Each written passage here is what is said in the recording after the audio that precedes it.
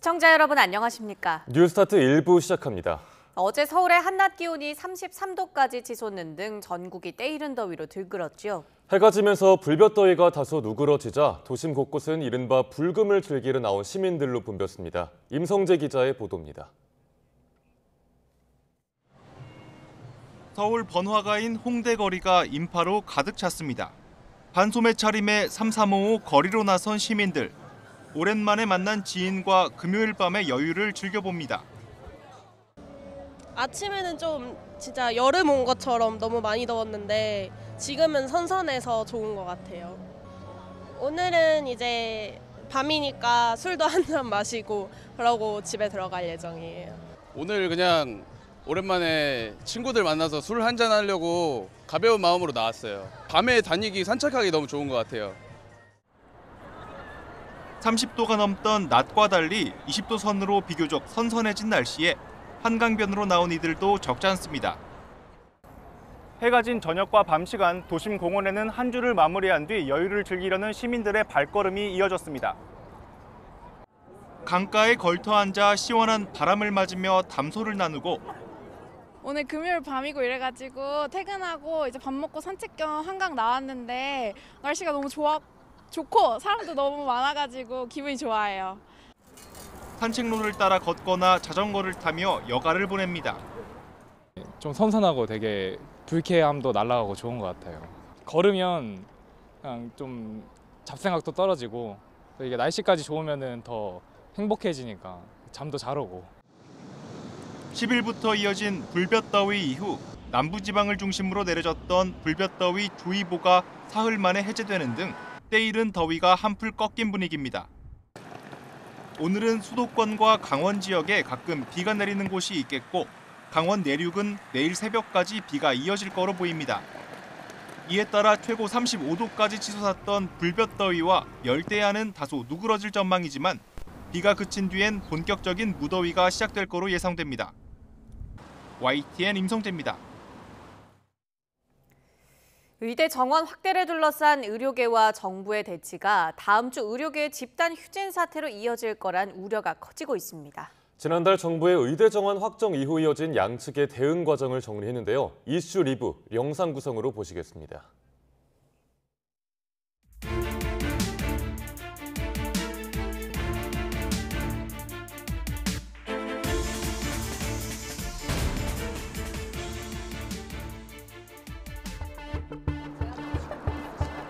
의대 증원 집행정지 신청에 대한 항고심 법원 판단은 큰 틀에서 1심과 같았습니다.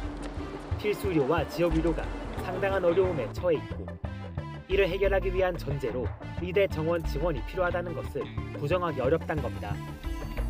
사법부의 현명한 판단에 깊이 감사드립니다. 정부가 추진해온 의대 증원과 의료 개혁이 큰 고비를 넘어설 수 있게 되었습니다. 1998년 이후 27년 만에 의대 증원을 위한 행정 절차가 마무리된 겁니다. 대교협이 오는 30일 변경된 대입 시행 계획을 발표하고 이튿날 각 대학이 모집 공고를 내면 물을 여지가 없다는 게 정부 입장입니다.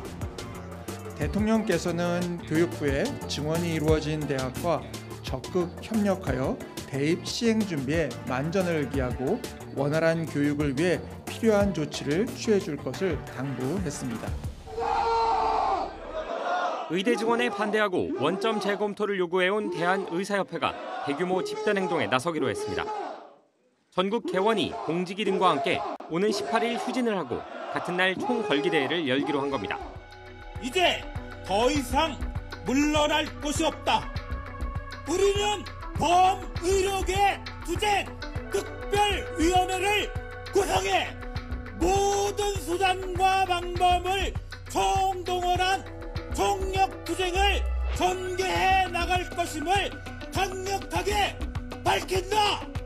서울대 의대 교수들은 오는 17일부터, 연대의대 교수들은 오는 27일부터 무기한 휴진을 선언한 데 이어 가톨릭의대와 울산의대 교수 비대위도 오는 18일 집단 휴진 이후 상황에 따라 무기한 휴진에 돌입할 수 있다고 밝혔습니다.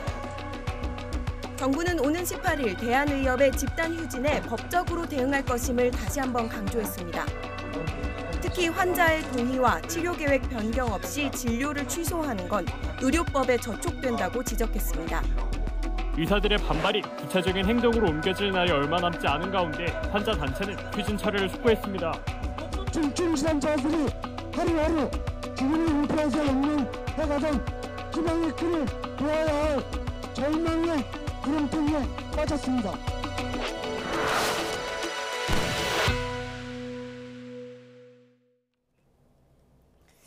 대한의사협회 집단 휴진일에 진료를 쉬겠다고 신고한 병의원이 전체 4%에 불과한 것으로 나타났습니다.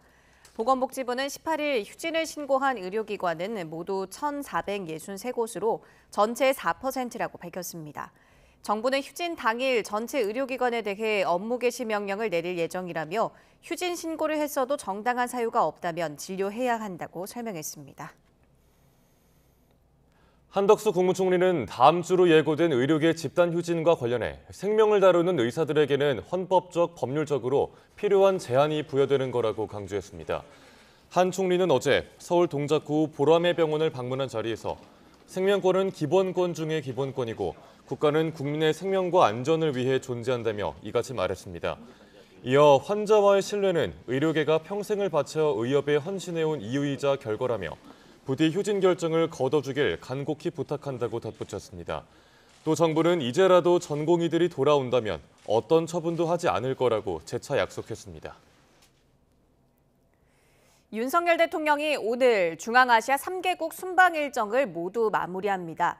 윤 대통령은 오늘 유네스코 세계문화유산인 우즈베키스탄의 고도시 사마르칸트를 방문합니다.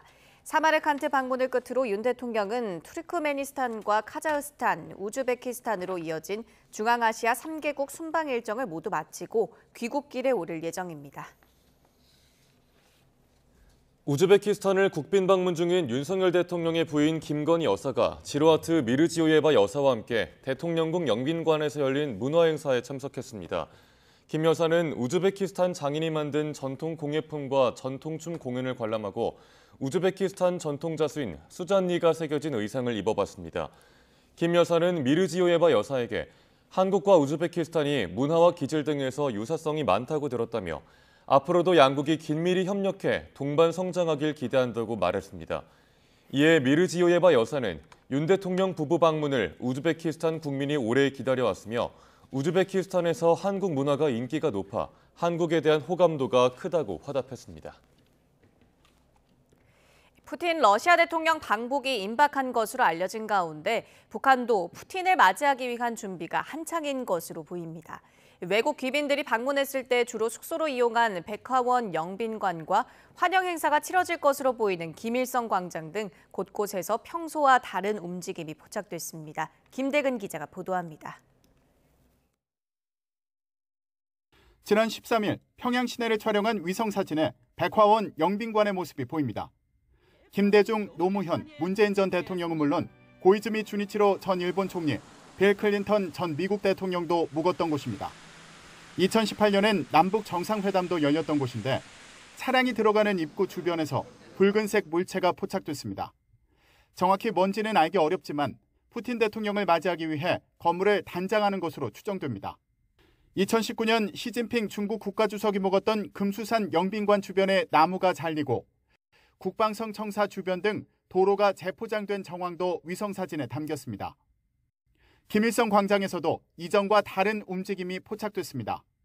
광장 연단 부근에 직사각형 모양의 울타리가 설치됐는데 그 안에는 무대로 추정되는 구조물도 보입니다.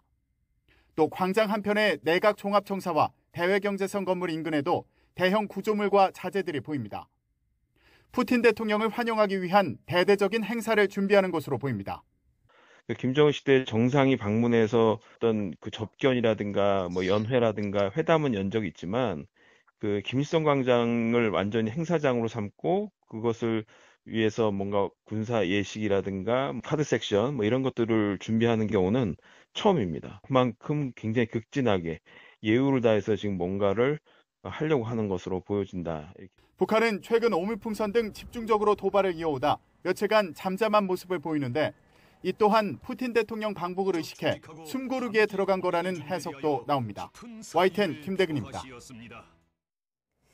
대통령실은 영내 안보 문제에 대해 미국, 일본과 수시로 긴밀히 소통하고 있다고 밝혔습니다. 대통령실 고위 관계자는 우즈베키스탄 타슈켄트에 마련된 프레스센터에서 기자들과 만나 푸틴 방북과 관련해 과정과 결과에 대한 분석이 함께 이뤄질 거라며 이같이 말했습니다. 또 러시아와 북한이 어떤 내용을 갖고 결과를 어디까지 공개할지 지켜봐야 한다며 시나리오별로 우리 안보에 위해가 되지 않게 영내 평화를 위한 대응책을 면밀하게 따질 거라고 강조했습니다. 우리 국토 곳곳에 3,800개가 넘는 하천이 흐르는 지형 특성상 이를 건너는 병력 이동과 수송 능력이 유사시 승패를 좌우할 수 있습니다.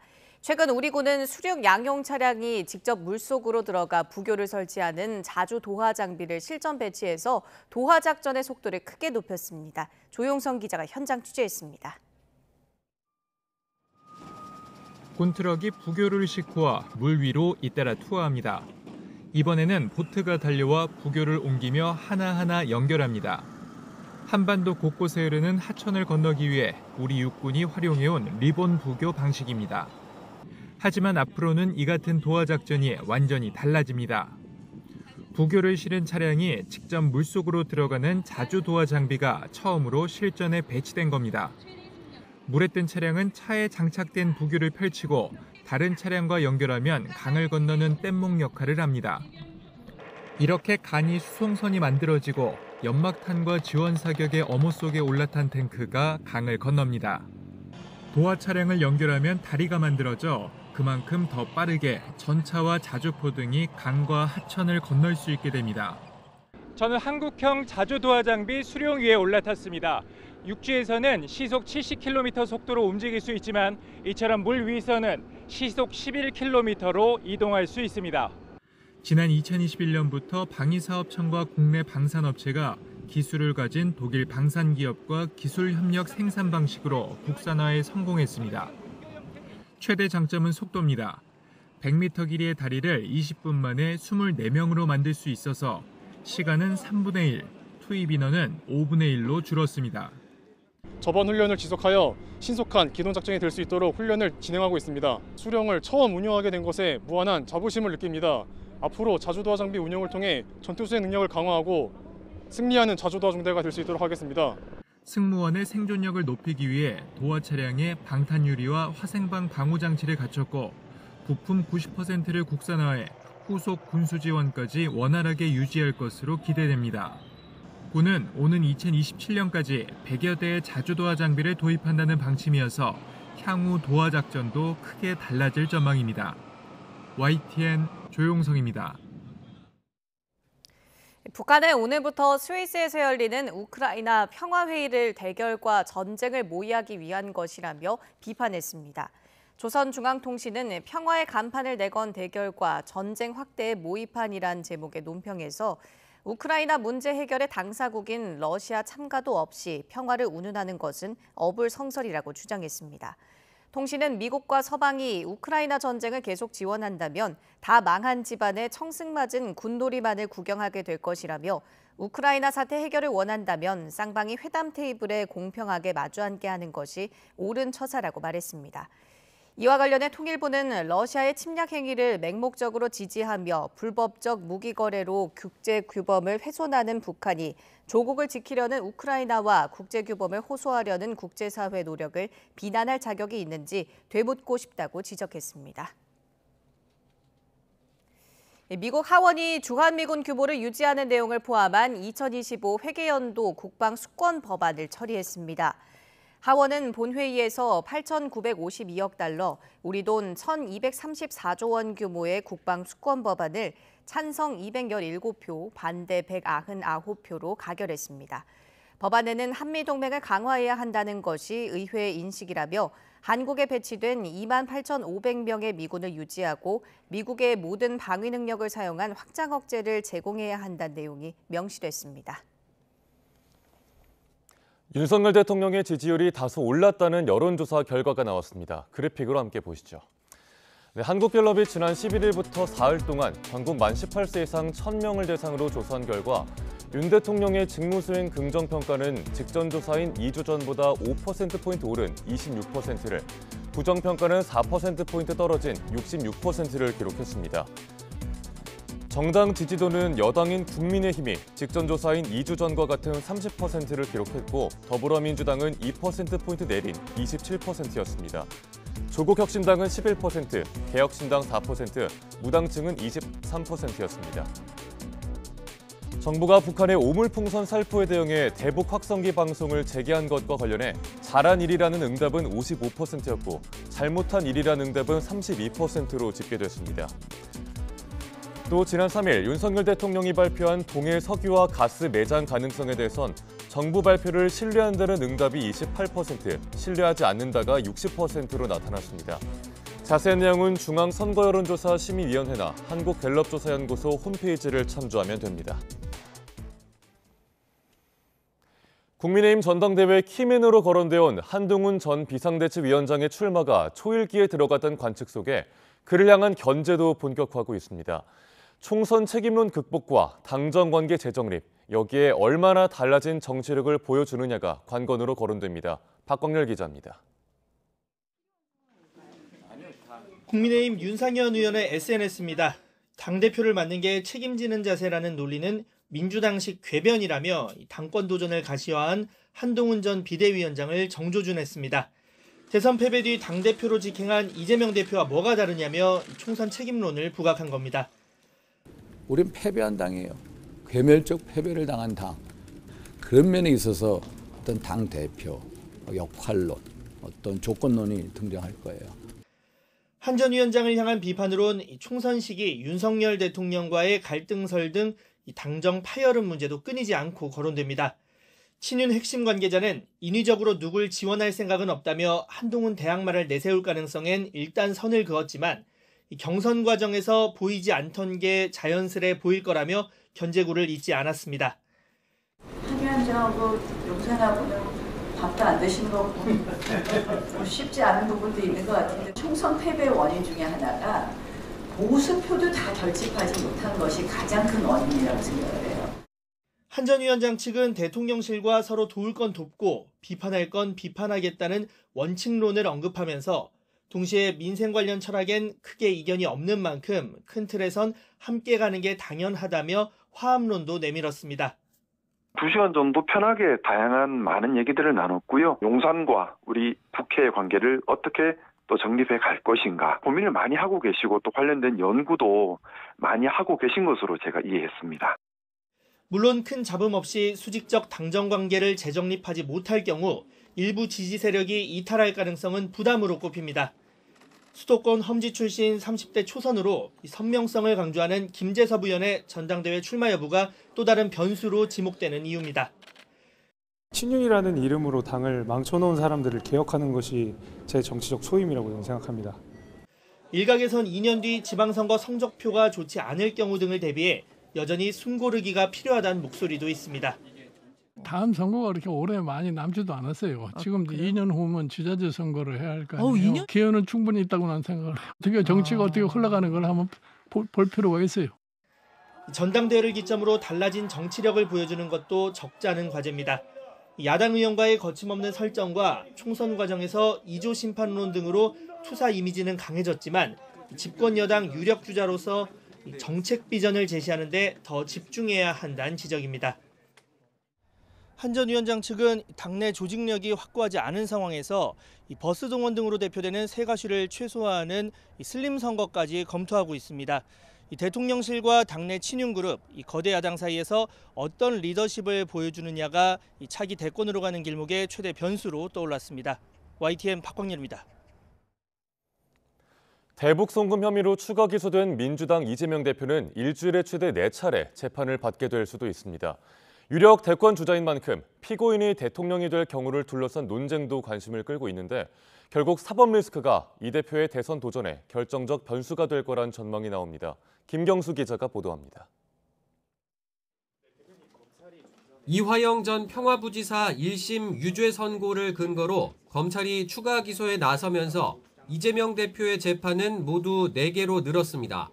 기존 공직선거법 위반, 위증교사 의혹, 대장동 개발 특혜 의혹에다 대북 송금 의혹 재판까지 많게는 일주일에 4차례 법정에 출석해야 합니다.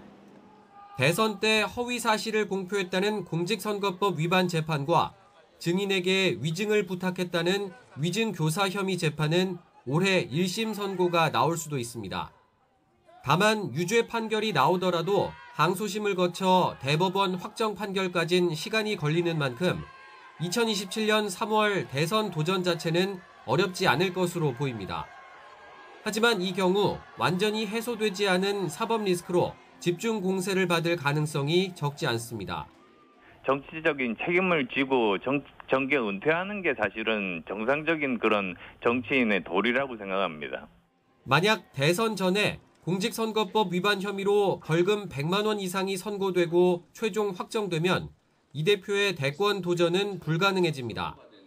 피선거권이 박탈되기 때문인데 위증교사 의혹 재판에서 금고 이상 형이 확정돼도 마찬가지입니다. 이 경우 이재명 1급 체제로 재편된 민주당의 대혼란은 불가피합니다. 현재 이 대표 외에 뚜렷한 대안이 없는 만큼 대선이 임박해 최종 결론이 나올수록 타격은 더 클 수밖에 없습니다. 명백한 정치 기소입니다. 검찰이 또다시 야당 탄압, 대통령의 정적 죽이기에 나섰습니다.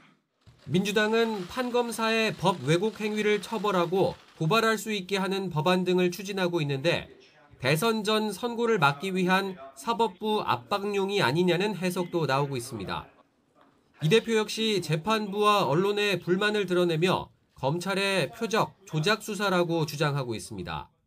이 사건은 희대 조작 사건으로 결국은 밝혀질 것입니다. 상식적인 선에서 판단을 해보십시오.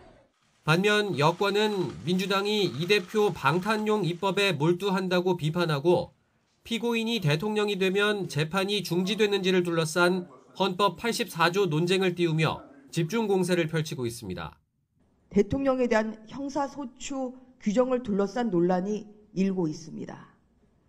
이재명 대표에 대한 더딘 재판이 불러온 촌극입니다. 이재명 대표는 4년 전 경기도지사 때 대법원 판결로 기사회생했던 적이 있습니다. 또 한 번 사법부의 운명을 맡길 수밖에 없게 됐는데 그 시기와 결과에 따라 야권 전체 권력 구도까지 요동칠 거란 관측이 우세합니다. YTN 김경수입니다. 검찰이 대장동 개발 비리 의혹을 수사하는 과정에서 이재명 더불어민주당 대표에 대해 변호사법 위반으로 징계를 요청했지만 받아들여지지 않은 걸로 확인됐습니다. 대한변호사협회는 지난달 27일 이 대표에 대한 징계 요청에 대해 징계 청구 시효가 지났다고 보고 각하 결정했습니다. 변협 관계자는 이 대표가 재판 과정에서 무죄를 주장하고 있는 만큼 유죄가 확정되지 않은 사건에 대해 징계하기 어렵다고 설명했습니다. 또 대장동 수사가 시작된 지난 2021년을 기준으로 징계를 요청한 검찰과 달리 변협은 징계 사유가 발생한 2018년을 기준으로 청구 시효 3년이 지났다고 판단했습니다. 정부와 국민의힘이 2035년 국가 온실가스 감축 목표 NDC 수립과 대안 마련 작업을 함께 진행하기로 했습니다. 국민의힘 기후위기 대응특위는 어제 환경부를 불러 탄소 중립 관련 동향과 정책 현황을 점검했습니다. 특위 위원장인 이미자 의원은 회의 뒤 기자회견을 열고 2035년 NDC의 수립에서부터 당정이 긴밀하게 소통해 국민이 실질적으로 체감할 수 있는 대안을 마련하고 추진하겠다고 강조했습니다. 지난해 서울 강남 한복판에서 발생한 납치 살해 사건 기억하실 겁니다. 암호화폐 투자와 관련한 갈등이 사건의 원인으로 드러났는데요. 이 사건을 사주한 부부가 3년 전 피해자를 상대로 제기한 손해배상 소송에서 이겼습니다. 숨진 피해자의 남편이 상속받은 재산 범위 안에서 9억 원 상당의 암호화폐를 줘야 한다고 판결한 겁니다. 보도에 김다현 기자입니다. 지난해 3월 40대 여성이 서울 역삼동 아파트 단지 앞에서 남성 3명에게 납치, 살해되는 사건이 발생했습니다. 조사 결과 황은희, 유상원 부부가 남성들에게 범죄 자금 7천만 원을 제공한 배후로 드러났습니다. 이 경우에게 7천만 원 왜 보낸 겁니까? 혐의 계속 부인하십니까? 이들 부부는 암호화폐 관련 계약으로 피해자와 갈등을 빚어왔습니다. 특히 아내 황은희는 사건 발생 3년 전 피해자에게 손해배상 소송을 제기하기도 했습니다. 곧 상장될 유망한 코인으로 바꿔주겠다는 피해자의 말에 이더리움 1억 원어치를 보냈는데 대가를 받지 못하자 자신의 이더리움을 돌려달라며 소송을 낸 겁니다. 이후 피해자가 숨지자 남편이 소송을 이어받게 됐고 1심 재판부는 피해자 남편이 황은희에게 215 이더리움을 돌려주라며 만약 강제 집행이 불가능하면 1이더리움당 420만 원의 비율로 환산한 돈, 즉 9억 원가량을 지급해야 한다고 덧붙였습니다. 애초 황은희가 피해자에게 주었던 이더리움은 1억 원 상당이었지만 그동안 암호화폐 가치가 오르면서 최대 9배를 돌려받을 수 있다는 판결이 내려진 겁니다.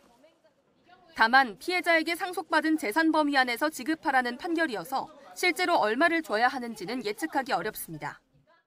재판부는 피해자가 계약을 제대로 이행하지 않았던 만큼 피해자의 재산을 상속받은 남편이 암호화폐를 대신 돌려줄 필요가 있다고 판결 이유를 설명했습니다.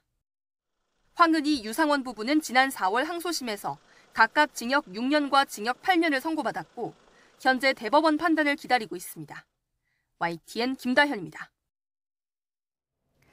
만취 상태로 롤스로이스를 몰다가 벤틀리를 들이받고 달아난 50대 남성이 과거 국내 3대 폭력 조직으로 꼽히던 범서방파 두목이었던 것으로 드러났습니다. 서울 강남경찰서는 어제 오후 위험운전 치상과 사고 후 미조치 등 혐의로 50대 남성 A씨에 대한 구속영장을 신청했습니다. A씨는 지난달 25일 밤 서울 논현동에서 주차된 벤틀리를 들이받고 근처에 있던 대리주차 직원을 다치게 한 뒤 경찰이 도착하자 달아난 혐의를 받습니다. 경찰은 A씨가 지난 2013년 숨진 김태촌의 뒤를 이어 폭력조직 범서방파를 이끈 관리 대상 조직 폭력배라고 밝혔습니다.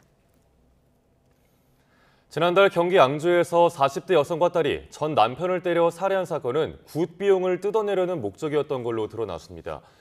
의정부 지방검찰청은 지난 5일 강도 살인 혐의로 40대 여성 유모 씨와 유 씨의 딸을 구속 기소했습니다.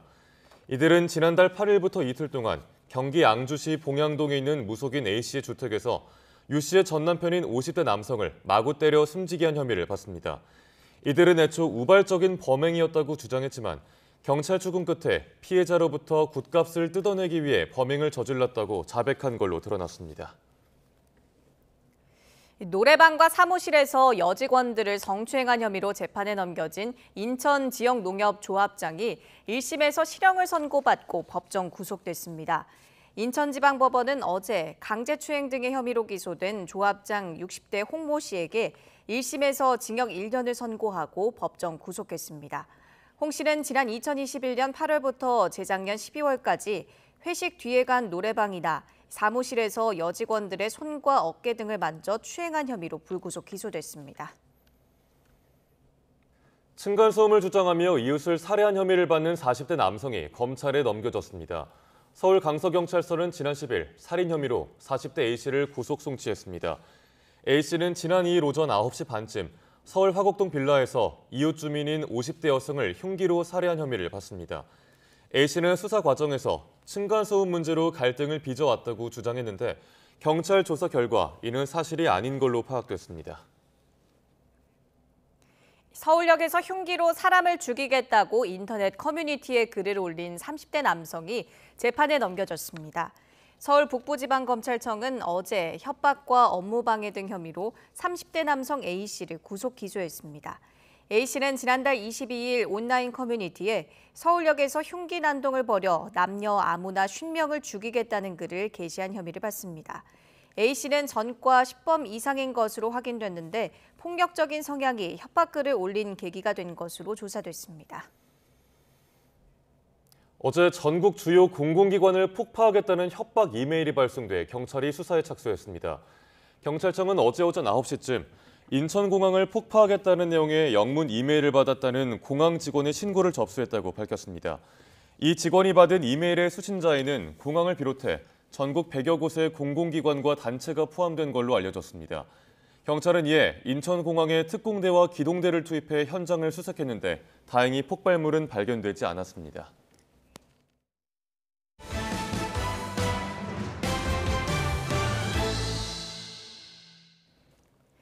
서민들의 주거 사다리로 불리는 빌라에선 역전세 현상이 나타나고 있습니다. 서울에서만 절반 가까이 역전세 주택으로 추정되는데 경매로 넘어간 빌라 매물도 쌓이면서 빌라 생태계가 흔들리는 모양새입니다. 최두희 기자가 다녀왔습니다. 서울의 한 빌라촌. 전세 사기 여파에도 불구하고 빌라 전세를 찾는 사람은 여전하지만 적지 않은 빌라가 경매로 넘어가면서 전세 매물은 부족해졌습니다. 매물도 안 나와요. 없어요. 매수자는 많은데 내 임차인은 많은데 매물 자체가 안 나온다고. 다 경매로 또 묶여버렸고 허그나 이런 데서. 올해 서울에서 체결된 연립 다세대 전세 거래 가운데 절반 가까이가 직전 계약보다 전세값이 떨어진 이른바 역전세인 것으로 나타났습니다. 올해 서울에서 발생한 전세 거래의 46%가 역전세였습니다. 지난해 조사와 비교해보면 역전세 거래 비중이 11.3%포인트나 증가했습니다. 서울 자치구 중에선 전세 사기가 집중적으로 발생한 강서구 빌라의 역전세 비중이 가장 높았습니다. 그러니까 임대인들이 새 임차인을 들여 기존 임차인의 보증금을 내주기 어려운 상황이 된 겁니다. 그러니까 임대인분들이 집이 내면서 죽는 거는 이거 어떻게 좀 해주세요 하고 이렇게 했는데 해줄 수가 없는 거지. 그 가격이 아니면 거래가 안 돼요. 이렇게 말을 못하니까. 게다가 임대인들이 더 받지 못하게 된 전세금을 월세로 돌리는 경향이 나타나면서 세입자 부담도 그만큼 커졌습니다. 반면 경매 시장엔 빌라 매물이 쌓이고 있습니다. 지난달 서울 빌라 경매 건수도 1년 전보다 67%나 늘어 2006년 이후 가장 많은 수준을 기록했습니다. 상황이 이렇다 보니 정부는 빌라 임대인의 고충을 덜기 위해 주택도시보증공사, 허그가 인정하는 감정평가액도 예외적으로 활용하겠다며 타협안을 내놨지만 실효성이 있을지는 미지수입니다.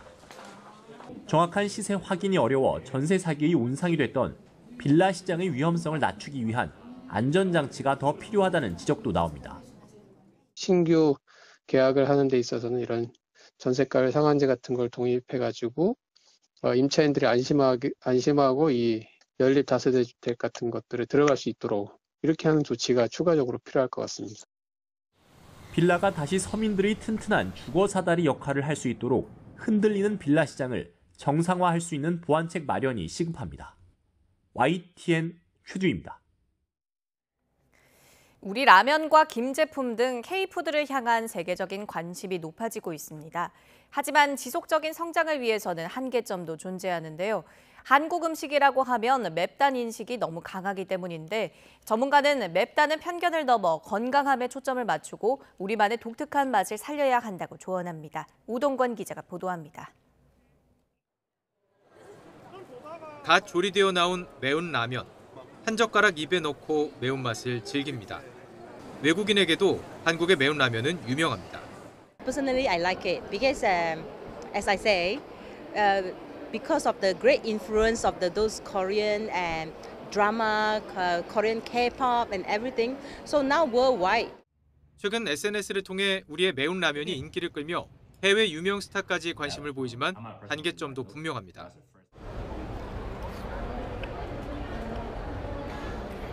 저도 이렇게 먹어봤는데 한국인은 저에게도 꽤 맵게 느껴졌습니다. 실제로 한국 라면의 매운맛이 지나치다며 국가 차원에서 직접 개입한 경우도 생겼습니다. 덴마크 정부는 핵 불닭 볶음면 등 3가지 제품이 캡사이신 함량이 너무 높아 급성 중독을 일으킬 수 있다며 리콜 조치했습니다. 한국 음식은 맵다는 인식은 K푸드의 꾸준한 성장을 위해서 넘어야 할 벽입니다. 좀 경쟁을 해서 좀 돋보이려면 단순히 매운 음식뿐만 아니라 좀 한국인들이 이제 뭐 정말 드라마나 이런 데서 접하는 일상적인 되게 재미있는 식품들 그리고 다들 맛있게 예쁘게 만드는 그런 식품들을 좀 소비자들에게 현지화해서 어필을 할 필요가 있을 것 같습니다. 우리 음식이 건강한 음식이라는 점도 잘 알려져 있는 만큼 전문가들은 이 부분에 집중할 것을 조언합니다. I find that it's not too spicy. If you have a nice glass of soju, it helps. But definitely healthy and tasty experience. You can be healthy and tasty at the same time. 특히 다양한 재료를 담을 수 있는 김밥은 현지인의 입맛에 익숙한 재료를 넣는다면 빠르게 현지화가 가능한 제품으로 꼽힙니다. 수출이 크게 늘고 있는 참치와 굴 같은 수산물도 우리만의 맛을 담아내기 좋은 식품입니다. K푸드의 장기적인 성공을 위해서는 매운맛을 넘어 건강하고 한국적인 맛을 세계인에게 인식시켜야 하는 숙제가 남아 있습니다. YTN 오동건입니다. 지난해 우리나라를 찾은 외국인 환자는 60만 6천여 명으로 역대 최대치를 기록했습니다. 한류 열풍과 선진화된 국내 의료 시스템이 맞물린 결과로 의료 관광대국으로 더욱 발돋움하기 위한 준비를 서둘러야 한다는 지적이 나옵니다. 윤성훈 기자의 보도입니다. 세계 각국의 인플루언서, SNS에서 많은 구독자를 보유한 인사들이 국내 병원에 모였습니다. 안과, 피부, 성형외과 등 한국의 의료 시스템이 어떤 방식으로 진행되는지 경험해보기 위해서입니다. Lens Center for the underaged, because you can have the vision correction surgery from the age of 19. 소개를 들은 외국인들은 한국의 의료 서비스를 직접 체험해보고 싶다는 뜻을 밝혔습니다. In Korea, everything about skin and like beauty things is so famous. But for me, I want to do like skin treatments. 무엇보다 유기적으로 연계된 국내 의료 시스템에 큰 관심을 보였습니다. I consider like all the medical industry in the district getting together and making this kind of events. It's quite interesting because the medical industry usually it's very separated. 이들의 긍정적인 반응처럼 의료 관광을 위해 우리나라를 찾은 외국인 환자는 크게 늘어나는 모습입니다. 지난해 외국인 환자는 60만 6천여 명으로 1년 전보다 2.4배 급증했습니다. 코로나19 영향이 발생하기 전 역대 최대 방문을 기록했던 2019년과 비교하더라도 1.2배 증가한 수치입니다. K-팝과 드라마, 영화 등 한류 열풍에 선진 의료 서비스가 더해지면서 외국인들의 발길이 이어지는 것으로 풀이됩니다. 이참에 태국과 튀르키예와 같은 의료 관광 대국으로 발돋움하기 위한 채비에 나서야 한다는 지적이 나옵니다. 한국의 의료 문화를 쉽게 접근할 수 있도록 여러 여행객에 노출하고 제도적이면서 시스템적인 뒷받침이 국가적으로 필요하다고 생각합니다. 정부 역시 범부처 협력과 제도 손질을 통해 오는 2027년까지 외국인 환자 70만 명을 유치해 한국 의료 붐을 일으키겠다는 계획입니다. YTN 윤성훈입니다. 오늘은 노인학대 예방의 날입니다. 노인학대가 가장 많이 발생하는 장소는 가정이고 가해자는 배우자가 제일 많은 걸로 조사됐습니다. 또 성적학대는 요양원 같은 시설에서 많이 발생했습니다. 이문석 기자입니다. 이달 초 돌보던 노인을 상습 폭행한 혐의로 재판에 넘겨진 요양보호사에게 검찰이 징역 1년을 구형했습니다. 또 요양병원 환자에게 위생패드로 엽기 행각을 벌인 간병인이 법원에서 징역 5년을 선고받기도 했습니다. 이렇게 언론에 조명된 노인학대 사건은 요양시설에서 발생했거나 시설 관계자가 가해자인 경우가 많습니다. 하지만 통계를 보면 노인학대 가해자는 가족이 제일 많고 대다수가 가정에서 일어나는 거로 조사됐습니다. 지난해 노인보호 전문기관에 신고된 사례 가운데 7,025건이 학대로 판정됐습니다. 이 중 87%가량이 가정에서 발생했고 요양원 같은 시설은 10%가 채 안 됐습니다. 학대 가해자 역시 10건 중 4건가량이 배우자, 그 뒤를 아들과 딸이 이었습니다. 자녀하고 동거하고 있는 가족들이 감소 추세에 있는 부분들이 보이고 있습니다. 이런 배우자 학대가 좀 더 늘어나는 부분들은 그런 가구 형태의 변화에 따라 성적인 학대의 경우 시설에서 벌어진 사례가 가정보다 2배 넘게 많았습니다. 다만 지난해 피해 노인이 또 학대를 당한 재학대 사례가 처음으로 7% 줄어든 거로 나타났습니다. 그간 계속 증가하다가 감소된 원인이 한 해에서 판단하기 어려우니까요. 아마 이제 올해 하고 내년 한 2, 3일 정도 추이를 보면서 그게 좀 분석이 돼야 될 것 같습니다. 정부는 재학대 발생 위험이 큰 노인학대 사례는 구조 요청을 인지하는 인공지능 기기를 가정에 설치해 지속해서 사후 관리를 펼치기로 했습니다. YTN 이문석입니다. 송도환 국가인권위원회 위원장은 오늘 노인학대 예방의 날과 세계 노인학대 인식의 날을 맞아 성명을 내고 노인학대 예방과 근절을 위해 사회 구성원 모두의 관심이 필요하다고 밝혔습니다. 송 위원장은 노인학대는 주기적으로 반복되는 데다 외부에서 개입하기 어려워서 쉽게 해결되지 않고 문제가 오래 이어진다고 설명했습니다. 맞벌이를 하거나 다자녀를 둔 부모들은 급한 일이 생겼을 때 아이들을 맡길 곳이 없어 어려움을 겪곤 하는데요. 경기도의 연중무휴 24시간 아이를 안심하고 맡길 수 있는 어린이집이 문을 열었습니다. 최명신 기자가 보도합니다. 맞벌이 부부에겐 안심하고 아이 맡길 곳을 찾는 게 언제나 큰 숙제입니다. 항상 일을 해도 불안하고 또 내일은 또 어디다 맡길까, 또 어디 또 맡겨놓으면 또 그 다음 날은 어디다 맡길까 봐. 얼마 전 부인이 셋째를 임신한 김보연 씨는 우연히 보건소를 들렀다가 24시간 아이 돌봄 센터를 소개받고 한시름 났습니다. 이렇게 위급한 상황에서는 밤 시간에 이렇게 취약 시간에 돌볼 수 있으니까 상당히 큰 도움이 되었던 것 같습니다. 네. 경기도에 365일 연중 무휴 24시간 운영하는 언제나 어린이집이 지난달 문을 열었습니다. 돌봄 대상은 생후 6달에서 7살까지 아동으로 다른 어린이집이나 유치원에 다녀도 상관없습니다. 서비스 이용료는 시간당 3,000원. 이천, 부천, 김포, 남양주, 하남 등 5곳에서 운영에 들어갔는데 경기도민이라면 인근 시군에서도 자유롭게 이용할 수 있습니다.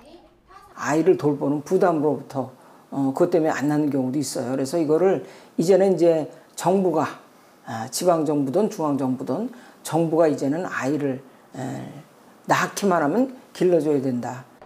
언제나 어린이집은 돌봄 사각지대를 없애기 위한 경기도의 360도 돌봄 정책 가운데 하나로 기획됐습니다. 많은 어린이집이 있음에도 불구하고 여전히 어느 한 부분이라도 사각지대가 존재하기 때문에 언제나 어린이집이 그 틈새 보육을 해결해 나갈 거라고 생각합니다.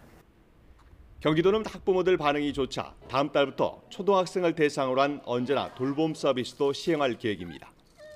YTN 최명신입니다. 최근 밥을 먹지 않고 일정 기간 물만 마시는 물 단식 다이어트가 유행하고 있습니다. 단기간에 살을 뺄 수 있다는 건데 엄청난 부작용을 불러올 수 있는 데다 장기적으로 살을 빼기 어려운 체질이 될 수도 있다고 합니다. 김주영 기자입니다. 물을 제외한 음식을 먹거나 마시지 않고 체중을 줄이는 물단식 다이어트. 유명 연예인이 방송에서 물단식 다이어트를 하고 있다고 말한 뒤 젊은 층을 중심으로 유행을 탔습니다. 사실 음식을 전혀 먹지 않는다는 점에서 일반적인 단식과 다를 것이 없습니다. 수분 등이 빠져나가며 잠시 체중이 줄어드는 것인데 우리가 빼고 싶었던 체지방만 주는 것은 아닙니다. 에너지 소비와 직결된 근육량은 물론 기초 대사량까지 감소하게 되면서 궁극적으로는 살 빼기 어려운 체질로 바뀔 수 있습니다. 대체로 이 단식이나 다이어트 횟수가 많아질수록 이러한 기초대사량의 감소가 훨씬 더 심해지기 때문에 젊은 나이부터 점점 더 살이 빠지지 않는 체질로 바뀔 수 있습니다. 더 큰 문제는 엄청난 부작용입니다. 영양소 균형이 깨지면서 전해질 불균형을 낳게 되고 장기적으로는 빈혈, 골다공증, 뇌기능 저하 등으로 연결될 수 있습니다. 성인보다 권장 섭취 열량 기준이 높은 청소년들에게는 악영향이 더 클 수 있습니다. 청소년 같은 경우 특히 섭식장애, 즉 거식증이나 폭식증으로 이어질 수 있습니다. 특히 땀을 많이 흘리는 여름엔 물 단식의 부작용이 단 하루 만에 극대화될 수 있는 만큼 주의가 필요합니다. YTN 김주영입니다. 인공지능 AI는 전기를 먹는 하마입니다. 빅테크 기업들이 엄청난 속도로 데이터 센터를 짓고 있는데 전력 공급이 이 속도를 따라갈 수 있을지, 탄소 중립은 과연 가능할지 의문입니다. 장하영 기자입니다. 최근 발표한 11차 전력 수급 기본 계획. 우리 정부가 처음으로 AI 반도체 수요를 반영했습니다. 데이터 센터 역시도 2038년 기준에서 4.4기가와트의 전력 수요가 추가로 반영되었습니다. 원전 4기를 추가로 지어 늘어난 수요를 메운다는 계획인데 화석 연료 가운데 석탄은 3분의 1 정도 감축하지만 LNG는 당분간 그대로 두기로 했습니다. 훈련 중인 AI는 24시간 전기에 굶주려 있습니다.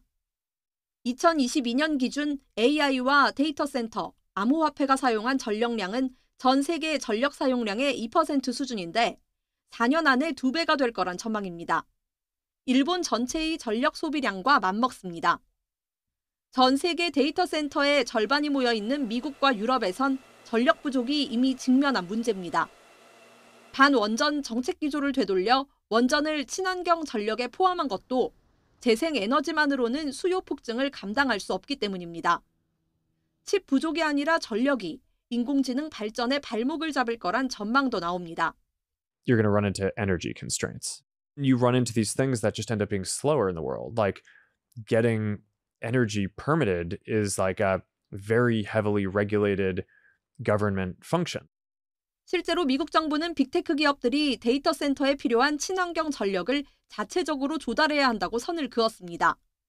If Microsoft or Amazon are looking for clean baseload power for their data centers, they should be the ones who pay for that and not have it rate-based across the full rate base. We shouldn't have, everyday citizens paying for that if they can afford it. 데이터 센터가 쓰는 전력량의 40%는 기계의 열을 식히기 위해 사용되는데 이 문제를 해결하기 위해 중국은 아예 바닷속에 데이터 센터를 짓고 있습니다. 이런 식으로 전력 효율을 높여 전력량 사용을 줄여보겠다는 건데 이미 2020년부터 효율화가 한계에 달했다는 보고서도 있습니다. 결국 AI 혁명이라는 기차가 지금 속도로 달린다면 탄소 중립이라는 인류 공동의 목표 달성은 불가능하다고 전문가들은 입을 모읍니다. YTN 장하영입니다. 프란치스코 교황은 G7 정상회의에서 인공지능 AI의 위험성을 경고하며 AI 킬러 로봇 사용 금지를 촉구했습니다. 교황은 현지 시간 14일 이탈리아에서 열린 G7 정상회의 AI 관련 세션에 참석해 AI와 평화를 주제로 연설했습니다. 교황은 무력 충돌이라는 비극에 비춰볼 때 이른바 치명적인 자율 무기와 같은 장치의 개발과 사용을 제고하고 궁극적으로 사용을 금지하는 것이 시급하다고 주문했습니다. 이어 인간이 AI를 더욱 강력하고 적절하게 통제할 수 있도록 효과적이고 구체적으로 노력해야 한다며 어떤 기계도 인간의 생명을 빼앗아서는 안 된다고 강조했습니다. 첫 유인 시험 비행에서 국제우주정거장 도킹에 성공한 미국 보잉사의 우주 캡슐 CST-100 스타라이너가 오는 22일 지구 귀환을 목표로 하고 있다고 미 항공우주국 나사가 현지 시간 14일 밝혔습니다. 나사와 보잉은 성명에서 추가 시간을 통해 팀이 출발 계획과 운영을 최종적으로 마무리할 수 있고 우주선은 승무원 비상귀환 시나리오에 대비한 상태를 유지할 수 있을 거라고 설명했습니다. 스타라이너의 지구 귀환 일정 연기는 이번이 두 번째입니다. 유럽연합 EU가 지난 3월 시행한 빅테크 규제법인 디지털 시장법 위반으로 애플을 기소할 것으로 예상된다고 로이터 통신이 파이낸셜 타임스를 인용해 현지 시간 14일 보도했습니다. EU 조사에 정통한 소식통 3명은 앱 개발자가 수수료를 내지 않도록 애플 앱스토어 밖으로 이용자를 유도하도록 해야 하는 의무를 애플이 준수하지 않고 있다고 유럽 집행위원회가 판단했다고 전했습니다.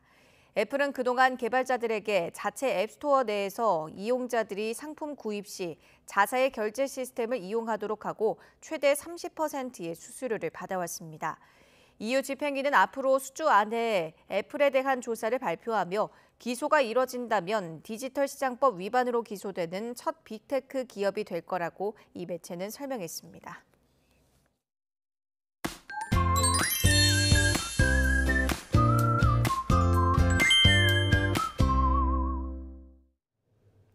현재 수도권과 강원도를 중심으로 비가 오고 있습니다. 특히 경기도 김포에는 시간당 10mm 이상의 다소 강한 비가 오고 있는데요.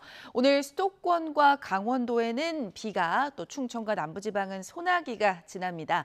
양은 경기 동부와 강원 산간에 5에서 40, 그 밖의 지방에서도 5에서 20mm 정도가 예상되는데요. 돌풍과 벼락을 동반하겠고 우박도 예상됩니다. 안전사고 없도록 유의해 주시길 바랍니다. 오늘 밤까지 수도권과 강원도 그리고 제주도는 낮까지 비가 오겠고요. 충청과 남부지방도 밤까지 소나기가 지나갈 것으로 예상됩니다. 현재 기온 살펴보겠습니다. 현재 서울이 21.9도, 대전이 21.8도고요. 수도권과 강원도는 오늘 불볕더위가 주춤합니다. 서울이 28도, 춘천은 27도에 머물겠고 대구는 33도까지 오를 것으로 예상됩니다. 날씨였습니다. 뉴스타트 1부 마칩니다. 잠시 후 5시 50분 2부에서 뵙겠습니다.